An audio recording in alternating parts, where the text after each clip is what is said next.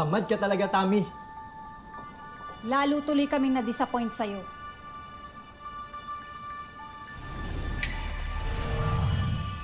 At dahil sa ginawa mong pandaraya, daragdagan namin ang parusa mo.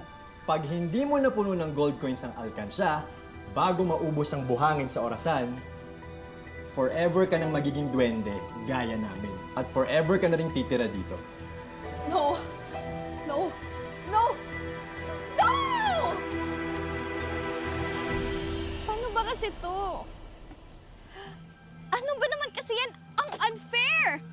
Hindi niya ako marunong maglaba, magluto, maglinis, tapos sa akin yung mapapagawa tong lahat.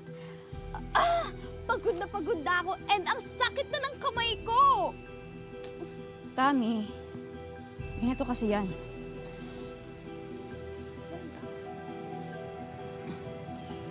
Ganyan, di ba? Yan, nagagyan mo lang. Oh. Sweetie, hindi ba parang sumusobra na tayo kay Tami? Naawa na ako sa bata. Paano naman yung nangyari sa'yo? Ganon na lang yun? Paano siya matututo maging responsable? Hindi ba sapat na yung parusa natin sa kanya? Yan. Pati ikaw, kinukonsinti mo na rin. Kaya lumalaking irresponsable at tamad yung bata eh. Tapos, konting gawaing bahay lang, di marunong.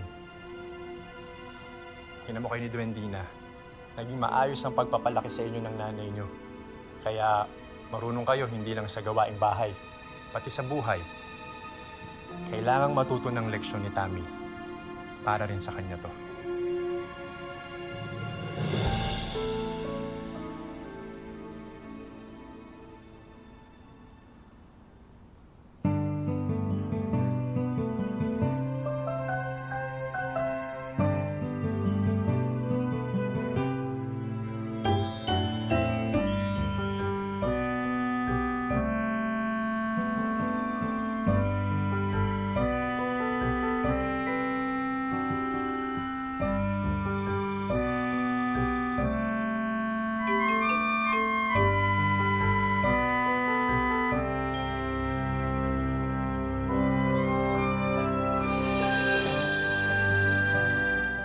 Ay, kapagod.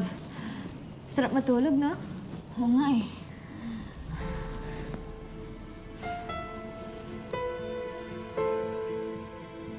Duandina, tingnan mo, oh. Bakit? Hindi pa nadadagdagan yung coin sa alkansya. Tapos yung buhangin sa hourglass, tingnan mo nahuhulog pa rin. Hala, oo nga, no? Ano to? Ba't ganyan? Ano nangyayari? Kanina pa tayo nagtatrabaho dito eh. Ano ba yan? Nakita ko kayo, Tami. Si Duendina lang ang nagtatrabaho.